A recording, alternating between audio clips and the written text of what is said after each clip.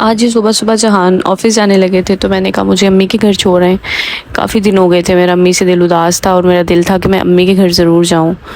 तो यहाँ मैं अम्मी के घर आई और अम्मी के घर पे एक अलग ही सुकून है। दुनिया के किसी कोने में भी वो सुकून आपको नहीं मिलेगा जो आपको अपनी माँ के घर पे मिलेगा।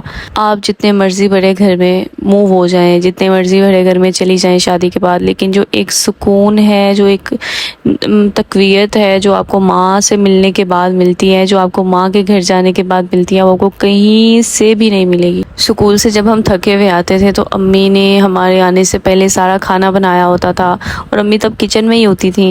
और मुझे अभी भी याद है, बैग उतारते थे, अम्मी कहते थे हाथ मुंह धो लो, जल्दी जल्दी पहले खाना खा लो फिर कपड़े चेंज करना। पहले हमने हाथ मुंह धो लेने, चटाई बिछी हुई होती थी, हमने वहाँ पे बैठना सब बहन भाइयों ने और खाना खाना। वो एक इतना यादगार वाला मंज़र है मेरे लिए, मैं भूल नहीं सकती। और उस खाने में इतना कुछ जायका था कि आज अगर मैं उसी तरह का खाना बनाना चाहूँ तो मुझसे नहीं बनेगा, क्योंकि वो जायका मेरी अम्मी के हाथ का था, वो उनकी मोहब्बत का जायका था, वो उनकी मेहनत का जायका था। सुबह स्कूल उठने से पहले अम्मी हमारे कपड़े प्रेस करके रखती थी, हमारे शूज़ जगह पे होते थे, हमारे कपड़े जगह पे होते थे, कपड़े धो दिए होते थे। मुझे याद है जब रमज़ान आता था अम्मी हमारी सहरी में मशीन लगा लेती थी कि मतलब जल्दी जल्दी कपड़े धुल जाएं, फिर रोज़ा ना लगे हमें। तो हम लोगों ने सोए होना, तो वो जब उठना तो अम्मी ने कपड़े धो के डाल भी दिए उन्हें। तो मैंने कहा आपने कब मशीन लगाई? तो उन्होंने कहना जब तुम लोग सो गए थे सहरी करके तब मैंने मशीन लगाई थी। कभी मुझे बुखार हो जाना तो मेरी अम्मी पूरी रात नहीं सोती थी, पूरी रात मेरे तकिए के पास बैठी रहती थी, बार बार चेक करती थी कि बुखार उतरा है कि नहीं उतरा, तबीयत ठीक है कि नहीं ठीक। मैंने इनको कहना भी आप सो जाओ, मैंने दवाई खा ली है, लेकिन अम्मी नहीं सोते थे। हाँ वो लेट जाते थे लेकिन वो सोते नहीं थे। आज मैं भी माँ हूँ, मुझे भी रियलाइज़ होता है कि अगर मेरा बच्चा बीमार है तो मैं कितनी बेचैन हो जाती हूँ, मुझे बिल्कुल नींद नहीं आती। माँ बाप एक इतना कीमती और इतना प्यारा रिश्ता है जिसका नेमुल बदल दुनिया में नहीं है। माँ वो हस्ती है जो बच्चे को पैदा होने से लेके एंड तक समझती है। वो बच्चा बोले तब भी समझती है, वो बच्चा नहीं बोलता था तब भी समझती है। माँ ही एक वो वाहिद हस्ती है जब बच्चा रो के अपनी हर बात माँ को समझा लेता है कि उसको नींद आई है, या वो उसने जागना है, या उसने कुछ खाना है, या उसके पेट में दर्द है, उसके कान में दर्द है। सिर्फ बच्चे की ज़ुबान माँ को समझ आती है। और माँ के नज़दीक ना बच्चा कितना भी बड़ा क्यों ना हो जाए, बच्चा बच्चा ही रहता है।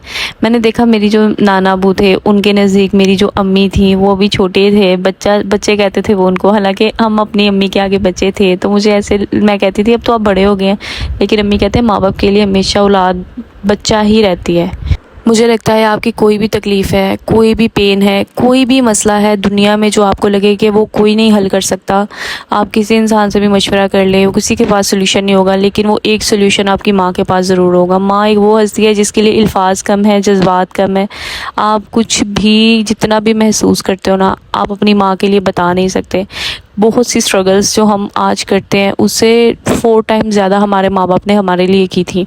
मेरी ज़िंदगी में तो कोई भी प्रॉब्लम आए, अल्लाह ना करे कभी किसी की लाइफ में भी कोई मसला मसाइल आए, लेकिन हर ज़िंदगी में कोई ना कोई मसला होता है। तो मैं यही कहूँगी कि सबसे पहला और सबसे लॉयल रिलेशन आपका आपकी माँ के साथ है। कोई भी आपको इतनी लॉयल एडवाइस नहीं देगा जितना आपको आपकी माँ एक लॉयल एडवाइस देगी। वो आपके साथ मुखलिस है, उसको कोई लालच नहीं आपसे, वो एक बेलौस रिश्ता है जो सिर्फ आपके साथ चाहत की बेसिस पे है। आप अपनी माँ के जिस्म के हिस्से हैं, वो हिस्सा जिसको माँ कभी नहीं चाहेगी कि एक लम्हे के लिए भी कोई तकलीफ़ हो। कभी भी कोई भी मसला हो, माँ ही एक वो वाहिद रिश्ता है जो आपको मुखलिसाना मशवरा देगी और उसका हल निकाल के देगी। माँ बाप के बाद एक मुखलिस रिश्ते जो हैं वो बहन भाइयों के हैं। मैं कहती हूँ ये रिश्ते भी अल्लाह ताला ने एक बहुत ही कीमती रिश्ते बनाए हैं। आप चले जाओ, बहनें आपके लिए क्या नहीं करती, जितना हो सकता है वो आपके लिए, शायद आपसे भी ज़्यादा प्यार वो आपके बच्चों से करती हैं। मैं चली जाती हूँ, मेरी छोटी सिस्टर है, वो मेरी बच्चों के साथ इतना प्यार करती है। अगर वो घर पर ना हो तो मुझे 1 घंटा भी सुकून नहीं मिलता। मैं कहती हूँ सलमा तुम ना जाओ, कहीं पर भी ना जाओ, तुम घर पर ही रहो, बच्चे तुम्हारे बगैर नहीं रहते। वो उसकी कोशिश होती है वो मेरे बच्चों के लिए ज़रूर कुछ ना कुछ नया करे जब भी वो जाते हैं। कभी बाहर से मैनेज करती है, कभी घर से मैनेज करती है।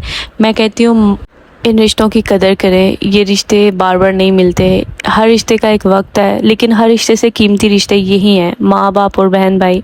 इनकी कीमत को जानें, इनकी वैल्यू करें और इनकी बात को सुना करें। ये वो वाहिद मुखलिस रिश्ते हैं जो आपके लिए मुखलिस सोच रखते हैं।